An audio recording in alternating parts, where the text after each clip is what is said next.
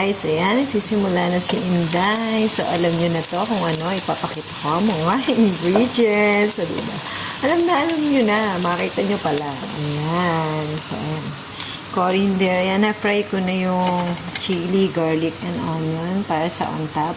Ayan, syempre, ang shrimp again. So, ito na ang ating tomato mixture.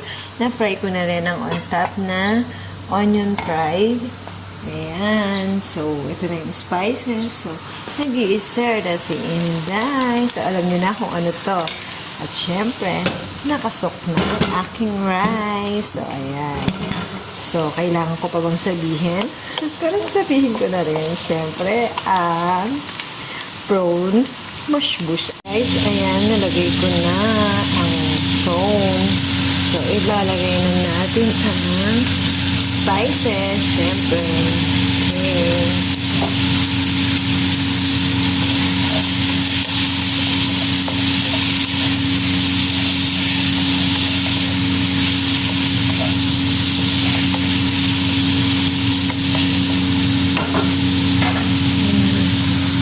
And then, ang coriander.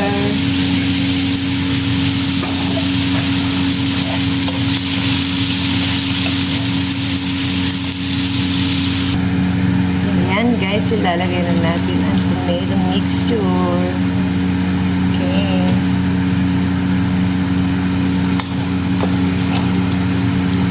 And then, keep aside muna natin yan.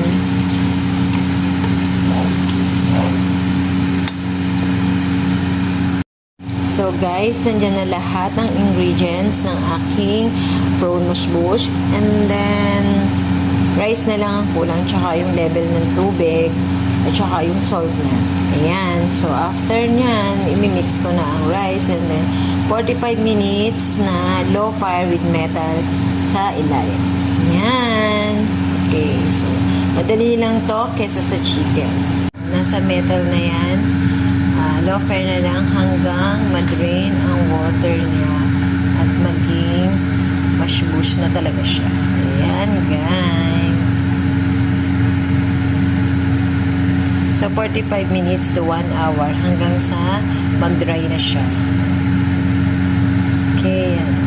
Yung mga prawn nasa ibaba, onion, garlic, lemon, diba? Chili. So, later, hahanapin Inday yan para pang top. Pang on top sa serving plate. Bye! Thank you for watching and God bless all.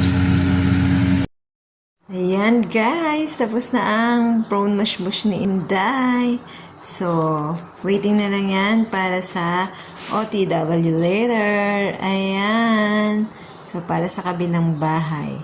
So, ipo-foil na yan. Then, ipuput ko muna yan sa warmer hanggang sa dumating ang time ng pag-alis nila.